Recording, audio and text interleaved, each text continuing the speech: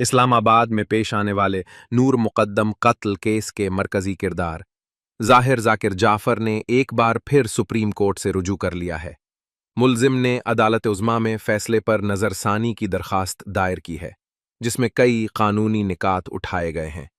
یہ افسوسناک واقعہ 20 جولائی 2021 کو پیش آیا، جب نور مقدم، جو پاکستان کے سابق سفیر شوکت مقدم کی بیٹی تھیں، اسلام آباد کے F7 سیکٹر میں واقع ایک گھر میں بے دردی سے قتل کر دیا گیا۔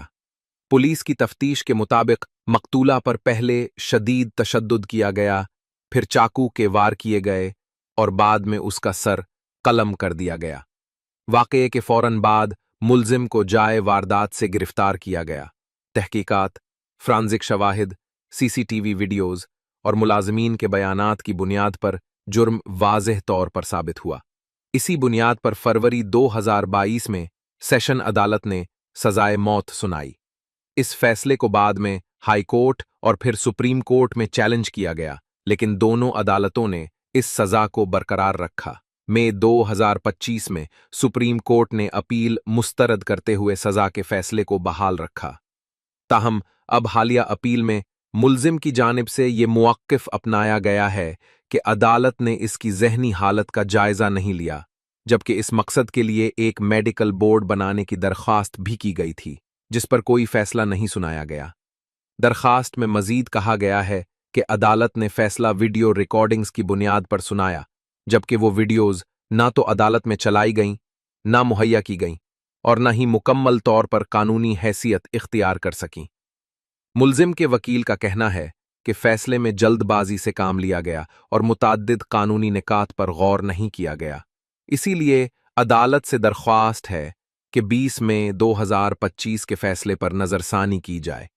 عدالت عظمیٰ نے اپنے اس فیصلے میں قتل کے الزام پر سزائے موت برقرار رکھی تھی، جبکہ ریپ کیس میں سزا کو عمر قید میں تبدیل کیا گیا اور اغوا کے مقدمے میں 10 سال کی سزا کم کر کے 1 سال کر دی گئی۔ فیصلے میں شریک ملزمان یعنی گھر کے مالی جان محمد اور چوکیدار افتخار کے بارے میں کہا گیا کہ وہ جتنی سزا کاٹ چکے ہیں وہی کافی ہے اور انہیں عدالتی فیصلے کے جاری ہونے کے بعد رہا کیا جائے گا۔ مزید برآں نور مقدم کے ورثاء کو مالی معاوضے کی ادائیگی کا حکم بھی برقرار رکھا گیا۔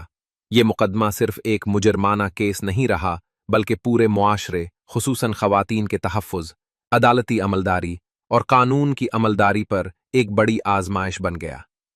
عوامی دباؤ، سول سوسائٹی کی تحریک اور میڈیا کی مسلسل نگرانی نے اسے ایک مثال بنا دیا ہے جس میں انصاف کی فراہمی اور قانون کی بالادستی کو بار بار پرکھا گیا۔ اب یہ نظر ثانی اپیل نئے قانونی سوالات کو جنم دے رہی ہے، خاص طور پر ذہنی حالت کے دعوے کو لے کر، اور یہ کہ آیا ایسے سنگین مقدمے میں کوئی نرمی کی گنجائش باقی رہتی ہے یا نہیں۔